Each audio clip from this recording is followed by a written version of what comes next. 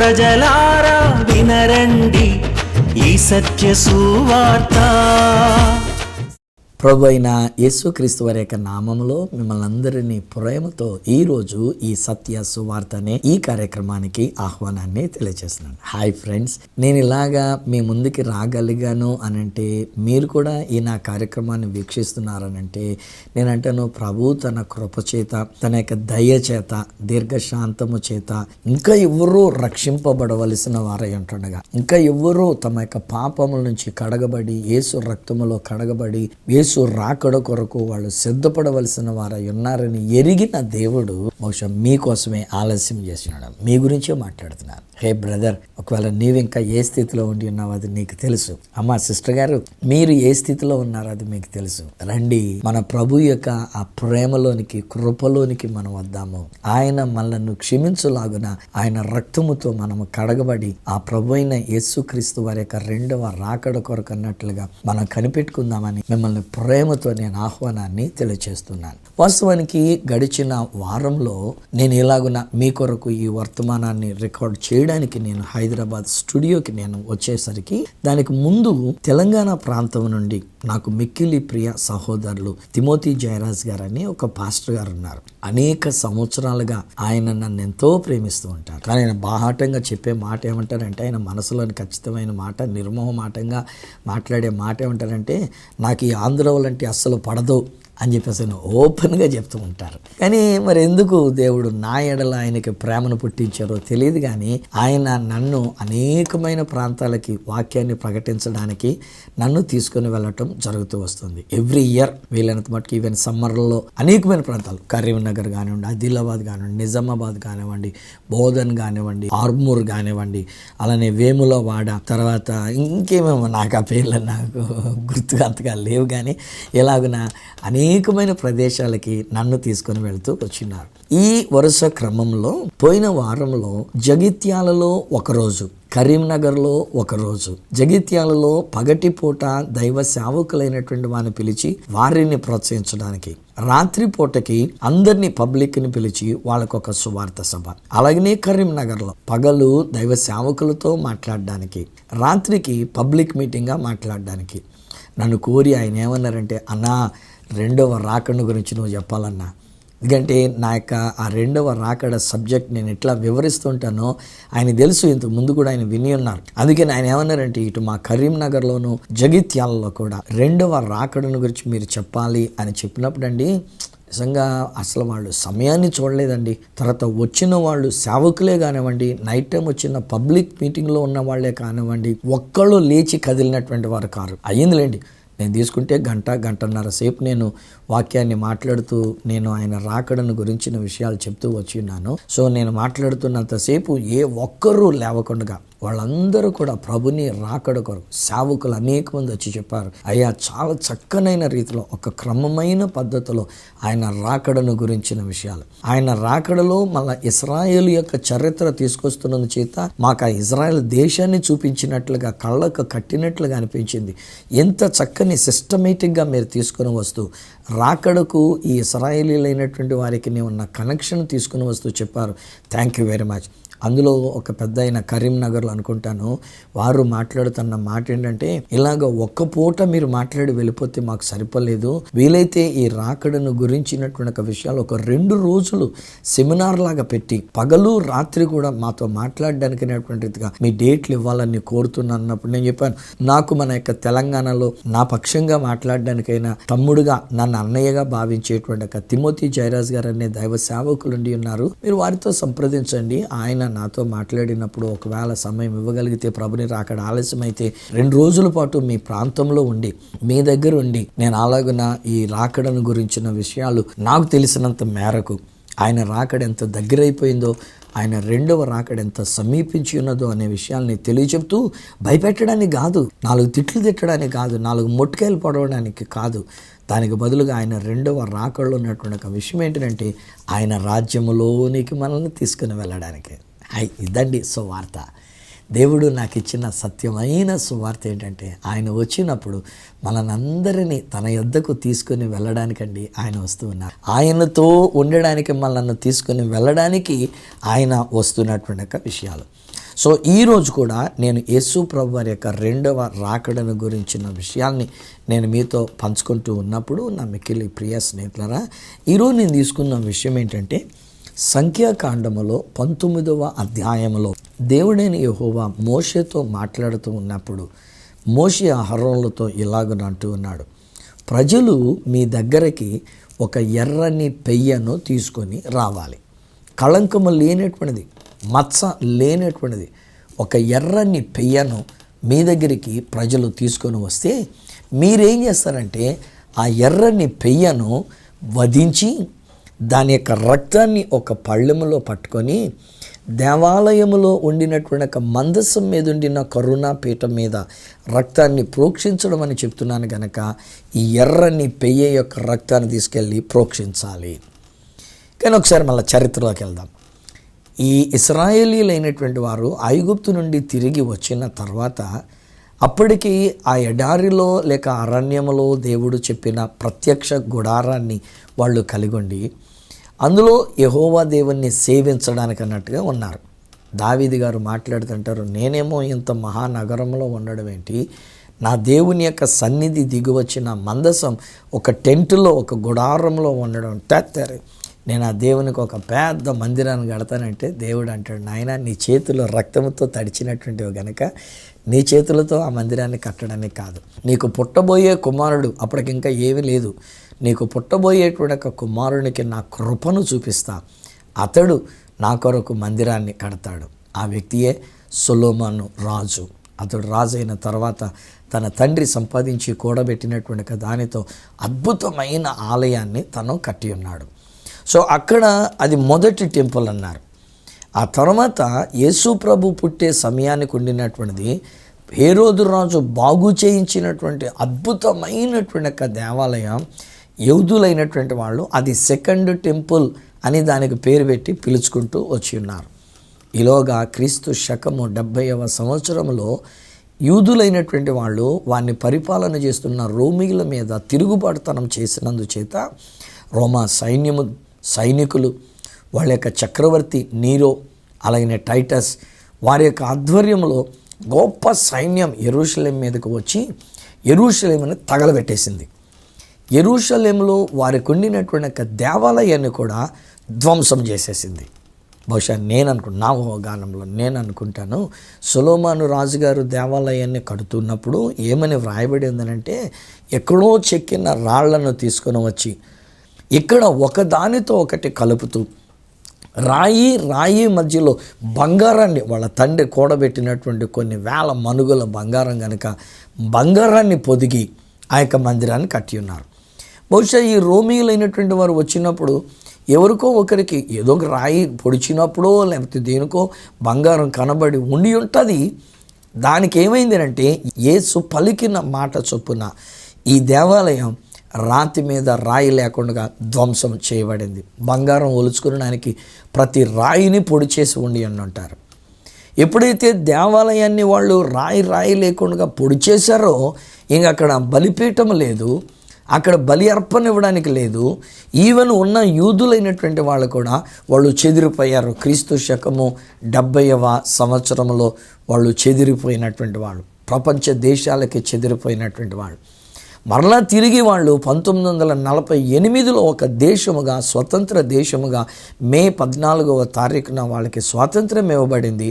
అప్పటి నుంచి ఈవెన్ ఇప్పటి వరకు కూడా వాళ్ళు ఎదురు చూస్తున్న విషయం ఏంటంటే, ఆనాడు సొలొమోను రాజు గారు కట్టించిన ఆ దేవాలయం ఉండిన అదే స్థలంలో అదే మందిరాన్ని హేరోదు రాజు గారు మళ్ళీ బాగు చేసి ఒక పెద్ద మందిరముగా కట్టినటువంటి ఆ మందిరం ఉండిన అదే స్థలంలో ఇప్పుడు మేము యెహోవా దేవునికి మందిరాన్ని కట్టాలి అనేది వారి యొక్క తాతాలాడుతున్న విషయం. వారు ఉర్రు తులుగుతున్నటువంటి ఒక విషయం, యెహోవా దేవునికి మందిరం.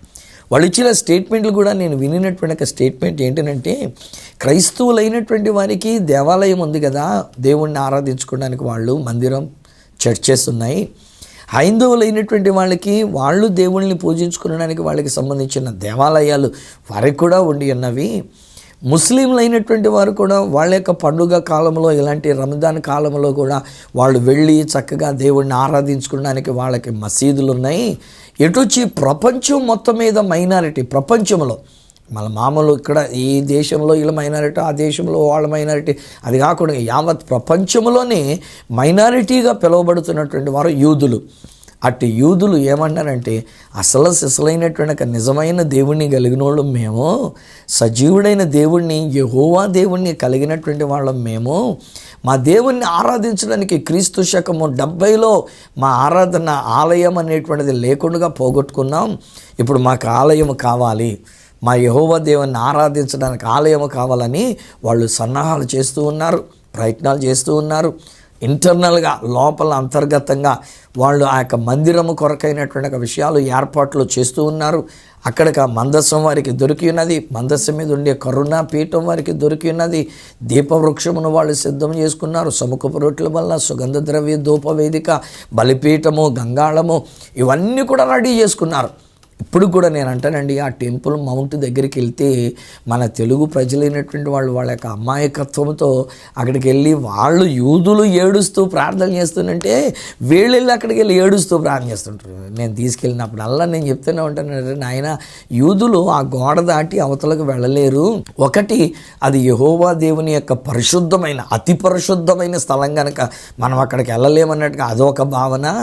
రెండోది ఏంటంటే, అక్కడ ఉన్నటువంటి ఒక స్థలంలో దేవాలయం ఉండవలసినటువంటి ఒక స్థానే డూమ్ ఆఫ్ ద రాక్ అని చెప్పేసి ఒక విశ్వాసానికి సంబంధించిన అతి ప్రాముఖ్యమైనటువంటి ఒక డూమ్ అక్కడ ఏర్పాటు చేయబడి ఉన్నది. వాళ్ళు మనకు లాంటి విశ్వాసులు, వాళ్ళ విశ్వాసం వాళ్ళది కనుక మనం వెళ్ళి ధ్వంసం చేయకూడదని అనుకొని వాళ్ళు అప్పుడు ఊరుకున్నారు. 1967లో ఓల్డ్ జెరూసలేం అనేటువంటి ఒక పట్టణాన్ని స్వాధీనం చేసుకుంటూ ఉన్నప్పుడు వాళ్ళు దాన్ని ఏమీ ముట్టుకోలేదు.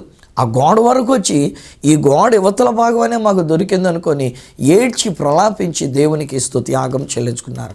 కానీ దినాలు గడుస్తున్న కొలది వాళ్ళకి స్వాతంత్ర్యం వచ్చి 75 సంవత్సరాలు దాటిపోయి ఇక మీదట వాళ్ళు ఏం చేస్తున్నారు, నెమ్మదిగా టెంపుల్ మౌంట్ మీదకి వెళ్ళటం మొదలుపెట్టారు. ఆ యొక్క వేరొక విశ్వాసానికి సంబంధించిన ప్రాముఖ్యమైన స్థలం దగ్గరికి వీళ్ళు ఇశ్రాయేలీలు యూదులైనటువంటి వారు మిలిటరీ సైన్యములతో అక్కడికి వెళ్ళటం మొదలుపెట్టారు. అప్పుడు ఈ అరబీలు లేక పాలస్తీనియన్లకు వచ్చినటువంటి ఒక భయం ఏంటంటే, వీళ్ళు ఇలా వచ్చినట్టే వచ్చి మన స్థలాన్ని ఆక్రమించేసుకొని వాళ్ళ యెహోవా దేవుని కొరకు దేవాలయాన్ని కట్టుకోవడానికి అయినటువంటి ఒక విషయం చేస్తారేమో అనే భయముతోనే గడిచిన 2023వ సంవత్సరం అక్టోబర్ 7వ తారీఖున హమాస్ అనేటువంటి ఒక తీవ్రవాద పొలిటికల్ పార్టీ వాళ్ళ ఆధ్వర్యంలో వాళ్ళు దూసుకొని బయటకు వచ్చి ఆ ఫెన్సింగ్ ను దూసుకొని బయటకు వచ్చి ఆ దగ్గరలో ఉన్నటువంటి ఇళ్లలో ఎవరెవరైతే ఇశ్రాయేలీలైనటువంటి వారు నివసిస్తూ ఉండి ఉన్నారో ఇళ్లలోనికి చొరబడి రాత్రంతా వాళ్ళు పండుగ చేసుకొని తెల్లవారుతుందనగా పడుకుంటే ఆ తెల్లవారుతున్న సమయంలో 5 గంటల నుంచి 6 గంటల లేక 7 గంటల మధ్యలో కొన్ని వందల మందిని, ఐ థింక్ 1400 మందిని ఎంతమందిని అనుకుంటున్న దాదాపు వాళ్ళు సమరించేశారు, చంపేశారు, తుపాకీతో కాల్చేశారు. కొన్ని వందల మందిని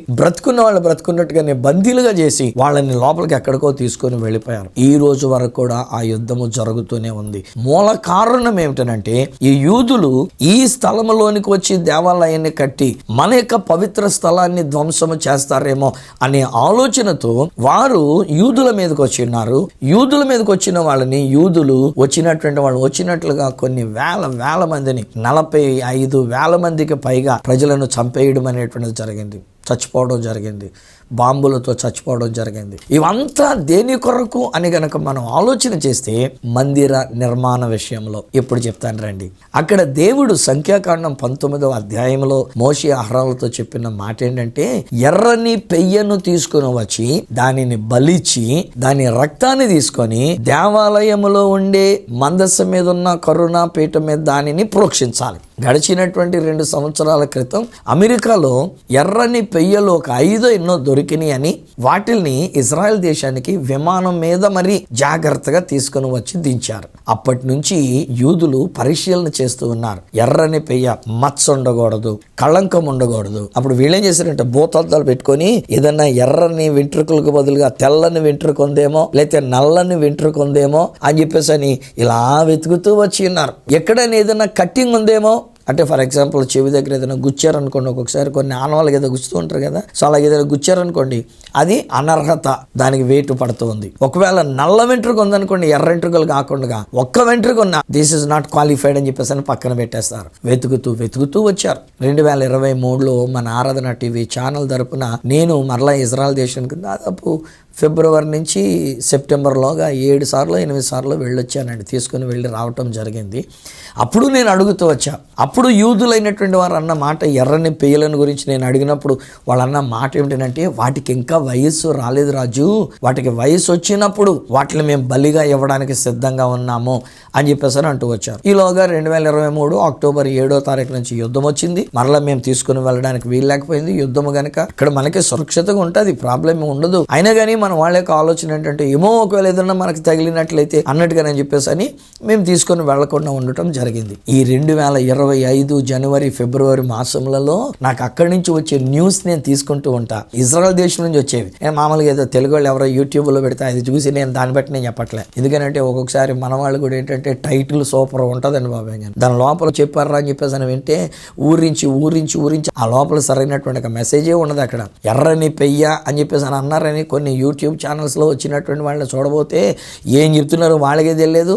అది విని నాకు మతిపాత వచ్చింది. అందుకనే మన వాళ్ళు ఎవరో లేకపోతే మిగతా వాళ్ళు ఎవరో ఏదో ఇదిలో పెడితే కంటే ఇజ్రాయెల్ దేశం నుంచి యూదులైనటువంటి వాళ్ళు ఇంగ్లీష్ భాషలో చెప్పినటువంటి ఒక విషయాలు అవి నేను చూస్తూ ఉన్నా. అందులో రీసెంట్గా నేను విన్న విషయం ఏంటంటే, వచ్చేసింది వీటికి వయసు అంట. ఈ ఎర్రని పెయ్యకు బలి అర్పణ కొరకైన వయసు వచ్చిందంట, మెచ్యూర్ అయిందనమాట ఇప్పుడు ఆ ఎర్రని పెయ్య. అంతేకాదు ఒక్కటి అందులో అర్హత పొందినటువంటిది, 5 వస్తే 5 చేయరు, ఒక్కదానికే మళ్ళా తర్వాత ఎప్పుడుకో బలి ఇచ్చే సమయానికి మళ్ళీ వయసు ముదిరిపోతే ముసలిదైపోతే పక్కన పెట్టేస్తారేమో. కనుక ఈ 5 వెతగ్గా ఒక ఎర్రని పెయ్య ఈజ్ క్వాలిఫైడ్, బలి అర్పణ అర్పించబడ్డానికైనటువంటి రీతిగా అర్హత పొందినటువంటి ఒక ఎర్రని పెయ్య. ఈలోగా వాళ్ళు ఏమన్నారంటే, ఈ యూదులు ఆ ఇజ్రాయెల్ దేశం నుంచి వచ్చినటువంటి ఒక న్యూస్ లో వాళ్ళు ఏమన్నారంటే, ఒకవేళ ఈ మార్చిలో గాని ఏప్రిల్లో గాని ఈ ఎర్రని పెయ్యను మేము బలి ఇవ్వడానికి సిద్ధంగా ఉన్నాము అని చెప్పారండి. ఒక్క నిమిషం వెనక్కి వెళ్ళినవ్వండి. దేవుడైన యెహోవా ఇశ్రాయేలీలతో మాట్లాడుతున్నప్పుడు ఐగుప్తు దేశంలో ఉన్నప్పుడు ఏమన్నారంటే,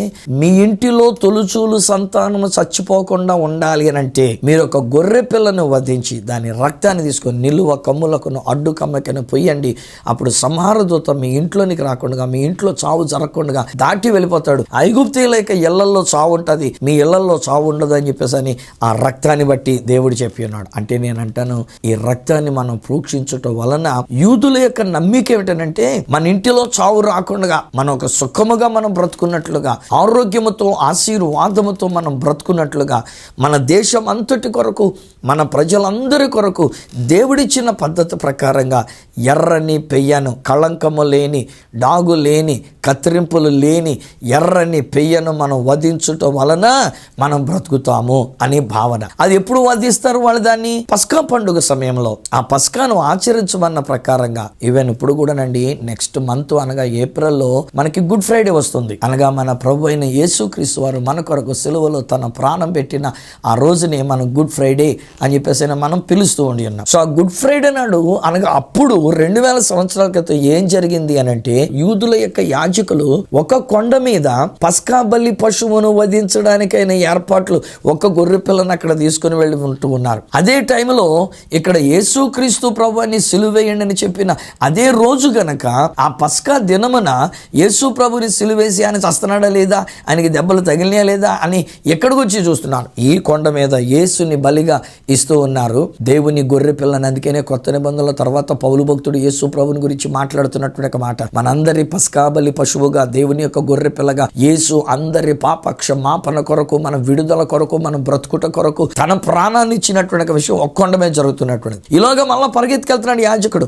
అక్కడ దాని అంతా సిద్ధం చేసినారు లేదా, బలి ఇవ్వటం కొరకైనటువంటి విషయం జరిగింది లేదా, ఆ బలిచ్చే సమయానికి రక్తాన్ని పట్టుకోవడానికైనా మళ్ళీ ఇటు అటు పరిగెడుతూ సాయంకాలం అయిపోతుండేసరికి 3 గంటల సమయానికి అప్పటికే లోకమంతా చీకటిగా ఉంటుండగా మళ్ళీ సాయంకాలం 6 దాటితే దినం మారిపోద్ది. అందుకనే పస్కా పండుగ దినాన్ని వాళ్ళకి తీసుకుని వెళ్ళాలి, రక్తాన్ని తీసుకుని వెళ్ళాలి. ఆ మరుసటి రోజు అది విశ్రాంతి దినం కనుక అప్పుడు మళ్ళీ మోసుకొని వెళ్ళటం చేయకూడదు. అందుకని వీళ్ళు వచ్చి ఏం చేసినట్టు గబగబా యువతలకు వచ్చి ఈ గొర్రె పిల్లను వధించి దాని యొక్క రక్తాన్ని పళ్ళెములో తీసుకొని, ఆ రక్తాన్ని తీసుకొని కిద్రోను వాగు దాటి అవతల తూర్పు గుమ్మము గుండా దేవాలయ ఆవరణంలోనికి ప్రవేశించి లోపలికి వెళ్ళబోతాడు. సరిగ్గా అదే సమయంలో యువతల ఇంకో కొండ మీద యేసయ్య సిలువలో వేలాడుతున్నటువంటి ఆయన రమరమి మధ్యాహ్నం 3 గంటల వేళప్పుడు, తండ్రి నా ఆత్మను నీ చేతికి అప్పగిస్తున్నానని బేగ్గరగా కేకవేసి ఆయన తల వంచి తన ప్రాణాన్ని విడిచిపెట్టి ఉన్నారు. అప్పుడు బైబిల్ రాయబడిన మాట, భూకంపం వచ్చిందట. ఈ భూకంపానికి యాజకుడి పళ్ళని పట్టుకున్నాడు, చిన్న పాత్రను పట్టుకున్నాడు, అందులో ఆ గొర్రెపిల్ల యొక్క రక్తాన్ని ఆయన పట్టుకుని ఉన్నాడు. ఇది ఎక్కడ తొనికిసలాడి కిందడిపోద్దు అని చెప్పేసి భూకంపం ఈయన ఊగిపోతున్నట్టు దాన్ని బ్యాలెన్స్ చేసుకుంటూ దేవాలయంలోనికి వెళ్ళేసరికి అక్కడ ఉన్న మాట ఏంటంటే, ఆ తెర పై నుండి కిందకి చినిగి ఉన్నది. ఈ రోజుని అందరినీ ప్రభు తన యొద్దకు పిలవడానికి, ప్రతి పాపిని ఆయన రక్తముతో మనల్ని శుద్ధి చేయడానికి, ప్రతి ఒక్క వ్యక్తి ఆ రక్తమును బట్టి మనం జీవించున్నట్లుగా చేయడానికి ఆయన తెరిచిన ద్వారము, ఆయన మనకు తెరిచినటువంటి తెర్రని మన కొరకు చూపించినటువంటి విషయం. ఇప్పుడు మరి రీసెంట్ గా ఈ 2025లో యూదులైనటువంటి వాళ్ళు, సనాతన యాజకులైనటువంటి వాళ్ళు, వారు మాట్లాడుతూ ఏమని సెలవిచ్చున్నారంటే, ఈ మార్చి నెలలో గాని ఏప్రిల్ నెలలో గాని, అంటే ఇప్పుడు వాళ్ళు దేని కొరకు ఎదురు చూస్తున్నారంటే, వాళ్ళ పస్కా పండుగ వస్తుంది. ఆ పస్కా పండుగ సమయంలో ఈ ఎర్రని పెయ్యను వధించడానికి ఆలోచనలు నుండి ఉండవచ్చు వాళ్ళకి. ఎర్రని పెయ్యను ఒక బలి అర్పణ ఇవ్వడానికి పస్కా టైంలోనే కదా వాళ్ళు చేస్తున్నటువంటి ఒక విషయం. సో వాళ్ళు అన్నమాట ఏంటంటే, ఏప్రిల్ అని అంటే మనకి ఏప్రిల్ 18వ తారీఖున మనకి గుడ్ ఫ్రైడే, 19వ తారీఖున మనకి రన్ ఫర్ జీసస్ కార్యక్రమం చేస్తున్నాం, జై హో యేసు లేచనని చెప్పేసి అని. 20వ తారీఖున నేను ఈస్టర్ అన్న మాట వాడినండి, మీరు కూడా వాడొద్దని చెప్తాను, మీ ఇష్టం, నేను అదే వాడతానంటే నేనే వేయలేను. కానీ ఈస్టర్ అన్న మాటలో ఏదో మీనింగ్ ఉందన్న తెలిసింది కనుక, ఈస్టర్ అనే మాట బైబిల్లో కూడా నాకు ఎక్కడ రాయబడి కనబడలేదు కనుక నేనేమంటానంటే, పునరుత్థానం అనేటువంటిది, ఆదివారం నాడు ఆయన పునరుత్థానుడైన పండుగ, ఈ 3 దినాలు అద్భుతమైన పండుగ. ఈలోగా వాళ్ళు చూస్తున్న విషయం ఏంటంటే, వాళ్ళకి దొరికిన ఎర్రని పెయ్యను వధించి ఆ రక్తాన్ని తీసుకుని వెళ్ళి ఎక్కడ ప్రోక్షించాలి? దేవాలయాన్ని కట్టుకొని ఆ దేవాలయంలో ప్రోక్షించాలి. నేను చెప్తాను వినండి స్నేహితులారా, ఇప్పటి వరకు ఇంకా మెస్సయ్య ఎవరు అనేటువంటిది బయలుపరచబడలేదు. కానీ తెస్సలోనికలు రాసినటువంటి 2వ పత్రిక 2వ అధ్యాయంలో పౌలు భక్తుని ద్వారా దేవుడు రాయించినటువంటి ఒక మాట ఏంటంటే, ఆ ధర్మ విరోధి లేకపోతే క్రీస్తు విరోధి యాంటీ క్రైస్ట్ అనేటువంటి వాడు బయలుపరచబడడానికి అడ్డగిస్తున్న వాళ్ళు ఎవరనంటే సంఘం, దేవుని యొక్క సంఘం, సార్వత్రికమైన సంఘం. మీరు ఏ ఫెలోషిప్ అయినా కానివ్వండి, ఏ డినామినేషన్ అయినా కానివ్వండి, ఇండిపెండెంట్ సంఘం అయినా కానివ్వండి, సంఘం అనేటువంటి ఒక మనము పరిశుద్ధాత్మతో నింపబడినటువంటి మనము ఆ యొక్క ధర్మ విరోధి బయలుపరచబడకుండా ఉండునట్లు అడ్డగిస్తున్నటువంటి వాళ్ళం మనం. కానీ ఎప్పుడైతే ధర్మ విరోధి బయలుపరచబడతాడో అప్పుడు ఏం జరుగుతుందనంటే, ఈ మధ్యలో అడ్డగిస్తున్నటువంటి సంఘము ఎత్తబడిపోవాలి కదండి. అందుకనే 2 సాదృశ్యాలు ప్రభువారు చెప్పారు ఆయన రాకడ గురించి, నోవహు కాలము, లోతు కాలము. నోవహు కాలములో జలప్రళయం రావాలి అని అంటే వీళ్ళందరూ ఆ ఓడలోనికి ఎక్కాలి.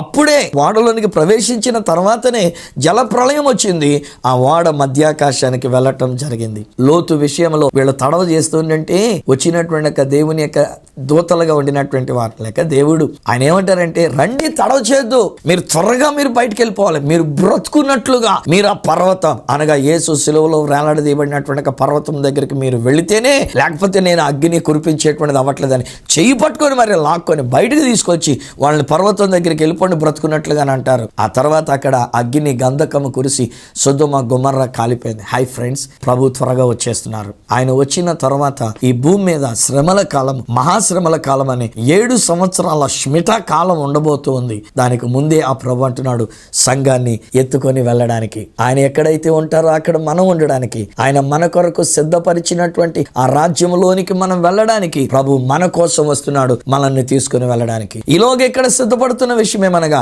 ఎర్రని పెయ్య వచ్చింది, దాని అర్హత దాన్ని సంపాదించుకుంది, దానికి సమయాన్ని వాళ్ళు పెట్టి ఉన్నారు. ఈ మార్చి నెలలో గానీ లేక ఏప్రిల్ నెలలో గానీ మేము ఆ గొర్రె పిల్లను వధిస్తామంటున్నారు. దాన్ని వధించేలోగా ఎవరో ఒక వ్యక్తి వీరికి మధ్యలో నిలబడి, అరే నాయనా, యూదులైన అరబ్బీలైనటువంటి వారికి, మీకును ఇష్మాయిల్ సంతానానికి, మీకును పాలస్తీనీయులైనటువంటి వారికి, మీకు ఆ హమాస్ వాళ్ళకి గొడవ లేకుండా నేను యుద్ధాన్ని ఆపేస్తాను అని ఎవరైనా ఒక వ్యక్తి వచ్చి నిలబడి మాట్లాడితే అప్పుడు ఆ వ్యక్తినే వాళ్ళు ఏమనుకుంటారంటే, ఈయన కాదా మా మెస్సయ్య అని తీసుకొని ఆయన దేవాలయాన్ని కట్టించడానికి సహాయపడితే తీసుకుని వెళ్ళి ఆయన దేవాలయంలో కూర్చొని పెడతారు. ఆ వ్యక్తి క్రీస్తు విరోధిగా బయలుపరచబడే అవకాశం ఉన్నది. చాలా దగ్గర అయిపోయిందండి. క్రీస్తు విరోధి బయలుపరచబడే సమయం ఆసన్నమై అయిపోయిందండి. క్రీస్తు విరోధి బయలుపరచబడితే రెప్పపాటున క్రైస్తవ సంఘమైనటువంటి బ్రతుకున్న మనం అందరం మార్పు చెంది మహిమ దేహముతో ప్రభుని ఎదుర్కొనడానికి మధ్యాకాశానికి వెళ్ళిపోవాలండి. అది ఏ క్షణమో ఏ ఘడియో తెలియదని నా ప్రభు చెప్పారు. నేనేం డేట్ సెట్టింగ్ చేయట్లేదండి.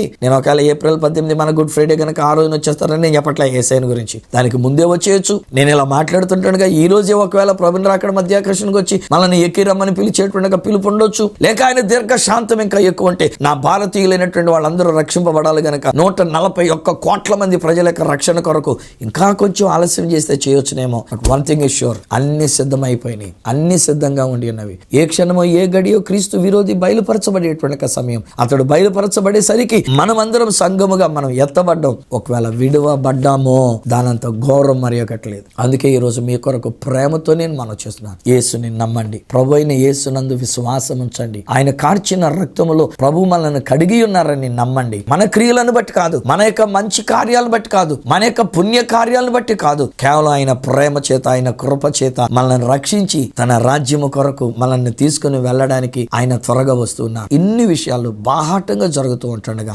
ఇన్ని సూచనలు నెరవేరిపోతూ ఉంటుండగా, ఇంకా కేవలం నాకు అద్భుతం జరగాలి, నాకు స్వస్థత కలగాలి, నాకు డబ్బులు రావాలి, వీటి కోసమే తాపత్రయపడుతుంటే రేపొద్దున మీరు దేవుడి దగ్గర లెక్కప్ చెప్పుకుంటారు స్నేహితులారా. ఈలోగా నేనంటాను, ఆయన నీతిని, రాజ్యాన్ని వెతకండి, మీకు అవసరమైన అన్ని దేవుడు అనుగ్రహిస్తాడు. ఒకవేళ లేకపోయినా నేనేమంటానంటే ఆయన వచ్చినప్పుడు ఆయన రాజ్యంలోనికి మనం వెళ్ళి మహిమ దేహములతో, ఆరోగ్యాలతో సదాకాలం ప్రభుతో జీవించే భాగ్యాన్ని మనం కలిగి ఉంటాం. నమ్ముదామా? యేసయ్యను మన హృదయంలోనికి చేర్చుకుందామా? యేసు రక్తములో కడగబడి ఆయన రాకడ కొరకు సిద్ధపడదామా? పరమ తండ్రి నీకు వందనాలు. మీ ప్రియ కుమారుడైన యేసుక్రీస్తు వారి యొక్క నామములో వీరి కొరకు, ఈ కుటుంబం కొరకు నేను ప్రార్థన చేస్తున్నాను. నాన్న, ఎంతో కాలంగా మేము మా యొక్క మాటలు, మా ఆలోచనలు ఏంటంటే ఈ లోకంలో మేము బ్రతకడానికి మాకు కావాల్సిన డబ్బులు కావాలి, స్వస్థత కావాలి, అద్భుతాలు కావాలి, ఆశీర్వాదము కావాలి, మేము బాగుండాలి, మా పిల్లలు బాగుండాలి, వాళ్ళ పిల్లలు బాగుండాలి, ఇదే మేము ఆలోచిస్తూ వచ్చి ఉన్నాం. కానీ ఈ మధ్య కాలంలో నేను వింటూ ఉన్నప్పుడు అయినా పండుకున్న వాళ్ళు పండుకున్నట్టుగా ఈ లోకాన్ని, దేహాన్ని విడిచిపెడుతున్నారు. నడుస్తున్న వాళ్ళు నడుస్తూ,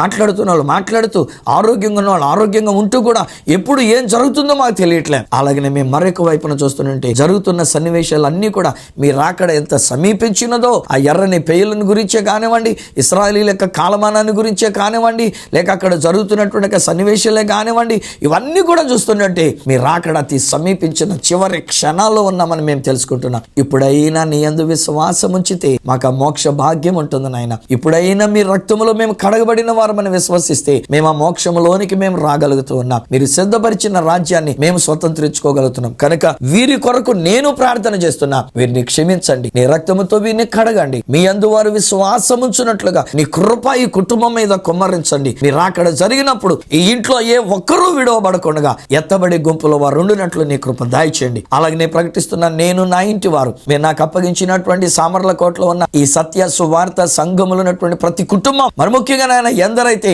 ఈ సత్య సువార్త అనే కార్యక్రమాలని టీవీలో వీక్షిస్తున్నారు, వీరు వారి యొక్క కుటుంబాలు కూడా మీరు ఆకళ్ళు మేము ఎత్తబడినట్లు మీరు సహాయము చేసినందుకు మిమ్మల్ని స్తుతిస్తూ ఘనపరుస్తూ యేసు నామమున ప్రార్థించి పొంది ఉన్నాము తండ్రి, ఆమేన్. తండ్రి, కుమార, పరిశుద్ధాత్మలను దేవదేవుని దీవెన ఆశీర్వాదములు ఆయన బిడలముగా మనకు, మన యొక్క కుటుంబములకు తోడైండి. ప్రభుని రాకడ ఏ క్షణము జరిగినా గాని మనం ఎత్తబడే గుంపులోండి ఆయన సిద్ధపరిచిన రాజ్యాన్ని స్వతంత్రించుకున్నట్లు సహాయం చేసి నడిపించును గాక. ఆమేన్, ఆమేన్. స్నేహితులారా, ప్రభు చెప్పినట్లుగా ఆయన త్వరగా వస్తూ ఉన్నా మనమందరం కూడా ప్రభు అయిన యేసునందు విశ్వాసం ఉంచి ఆయన రక్తములో కడగబడి మనము క్షమించబడి ఆయన బిడ్డలముగా చేయబడి ఆయన రాజ్యములోనికి ఎత్తబడే గుంపులో ఉండినట్లు ఆ ప్రభు మీకు సహాయం చేసి ఉన్నారు. ఈ విషయంలో మీరు పొందుకున్న మేలు నాతో పంచుకోవాలని అనుకున్నట్లయితే నా అడ్రస్ ఈ సత్య సువార్త, సామర్లకోట 533440 కాకినాడ జిల్లా, ఆంధ్రప్రదేశ్. అడ్రస్ మరొకసారి చెప్తూ ఉన్నా, ఈ సత్య సువార్త, సామర్లకోట్ 533440 కాకినాడ డిస్ట్రిక్ట్, ఆంధ్రప్రదేశ్. అప్పటికి ఒకవేళ మాతో మీరు ఫోన్ లో మాట్లాడాలని అనుకున్నట్లయితే, ఒకవేళ మీ యొక్క కుటుంబాల గురించి, మీ అవసరతల గురించి కూడా ఆయన రాజ్యానికి వారసులు అవుట కొరకు, మీ రక్షణ కొరకు మేము ప్రార్థించాలని కోరితే ఇక్కడ మేము ఇస్తున్న ఏ నెంబర్ కైనా మీరు వాట్సాప్ చేయొచ్చు, మెసేజ్ చేయొచ్చు, ఫోన్ చేసి మాట్లాడొచ్చు. మా ఫోన్ నెంబర్స్ 9848110907 94400409992 8143221122 8885527662 మరియు 837444437. ఒకవేళ మీకు ఈమెయిల్ ద్వారా ఏదైనా తెలియజెప్పాలని అనుకున్నట్లయితే మా ఈమెయిల్ ఐడి ఈ satyasuvartha@gmail.com. మళ్ళీ నెక్స్ట్ ప్రోగ్రామ్ లో ప్రభుని రాకడ ఇంకా ఆలస్యం అయితే గనక మరొకసారి మీ ముందుకు వచ్చి మరొక అద్భుతమైన ఈ సత్య సువార్తతో మిమ్మల్ని ప్రోత్సహించేటంత వరకు మన కొరకు త్వరగా రానయ్యన్న ఆ యేసుక్రీస్తు ప్రభు చేతులకు మిమ్మల్ని అప్పగిస్తూ మీ దగ్గర సెలవు తీసుకుంటున్న మీ ప్రియ సహోదరుడు ఈ సత్య సువార్త రాజు.